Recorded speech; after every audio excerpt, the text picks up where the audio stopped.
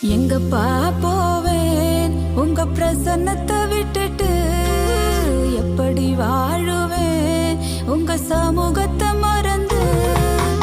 எங்கப்பா போவேன் உங்க பிரசன்னத்தை விட்டுட்டு, எப்படி